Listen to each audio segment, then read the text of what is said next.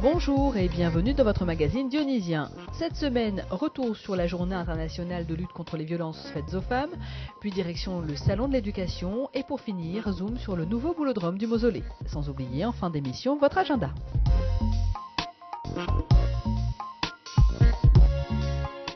Pensez-vous que cela est normal pour une femme d'avoir peur de prendre le bus toute seule et de faire une mauvaise rencontre? Pensez-vous que cela est normal pour une femme de gagner moins que la personne qui effectue le même travail qu'elle, juste pour une question de différence de sexe? Thomas parle avec son cœur des inégalités hommes-femmes. Thomas veut que cela change, comme tous ses camarades lycéens réunis à l'ancien hôtel de ville à l'occasion de la journée internationale contre les violences faites aux femmes. Mais avant de livrer son plaidoyer devant ce public de 300 personnes, il s'est confronté à un jury. 2 semaines auparavant, ce sont des dizaines de lycéens qui se sont présentés pour participer à un concours d'éloquence dans le cadre d'un projet intitulé E4She, initié par l'actrice Emma Watson devant l'ONU. En se documentant sur le sujet, Thomas et ses camarades ont pris conscience qu'il reste à faire en matière d'égalité des sexes. Déjà, je pensais pas qu'il y avait autant d'inégalités, enfin, ça se voit pas du tout au premier abord, mais en fait, quand on cherche bien, on remarque quand même qu'il y a quelques soucis dans la société. J'essaye déjà de voir justement ceux qui prennent vraiment cet exercice comme un espace de liberté, qui ont pris la peine de faire des recherches, qui prennent la peine de s'affranchir de leurs notes également. 8 lauréats ont été retenus par le jury et tous ont été récompensés lors de la journée internationale. Une journée où la parole des jeunes a été mise en avant.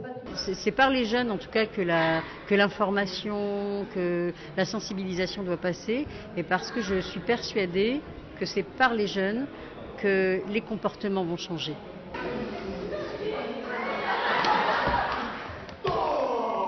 Une pièce de théâtre a également été présentée, un moyen pour les jeunes de parler des comportements sexistes qu'ils voient tous les jours. Et où? Vous cartez? Carte à où?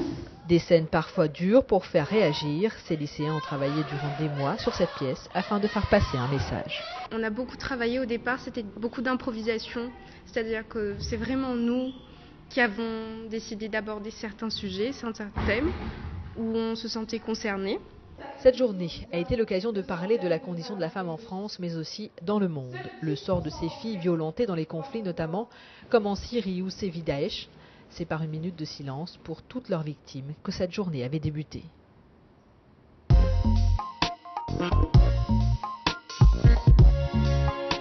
Qui ne sait pas jouer aux échecs?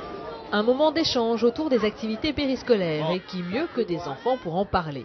Quelles activités existent dans leur école? Que préfèrent-ils? Quelles autres activités aimeraient-ils avoir? Sont autant de points qu'ils ont abordés avec le maire de Saint-Denis sur le stand de la ville présent au salon de l'éducation. Ces marmailles sont conscients du bénéfice que leur apportent ces activités. On apprend des choses en anglais. Comme ça, par exemple, si on va dans un autre pays anglais, comme ça on peut parler.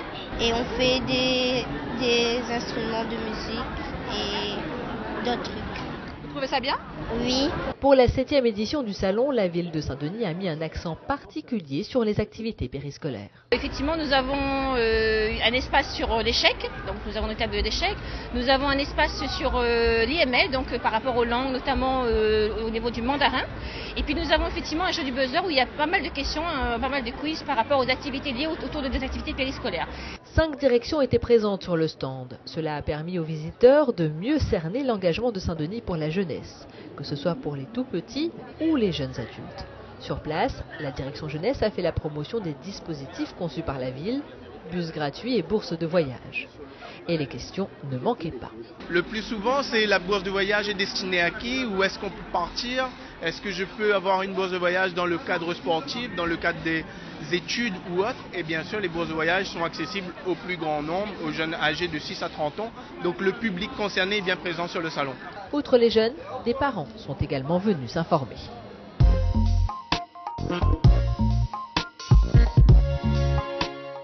Voilà donc le lancer de boules inaugural pour le tout nouveau boulodrome du Mausolée. C'est en présence de l'élu du secteur et de l'élu délégué à la démocratie participative que l'équipement a été officiellement livré aux habitants. Donc, auparavant, c'était un terrain de pétanque comme du créole, marron. Et aujourd'hui, la municipalité a mis en place un terrain digne de ce nom, avec une surface de 270 mètres carrés. Et en 4 semaines, l'entreprise a pu nous livrer ce chantier magnifique.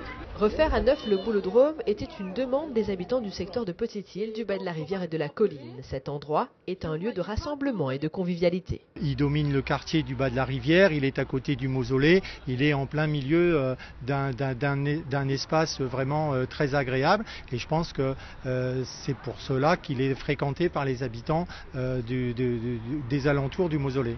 Coût total de l'opération, 54 000 €.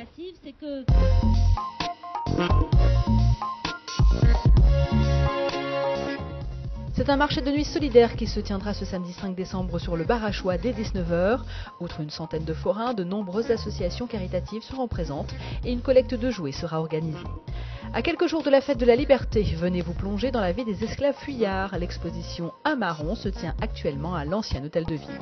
Dionysité, c'est terminé pour aujourd'hui. À la semaine prochaine.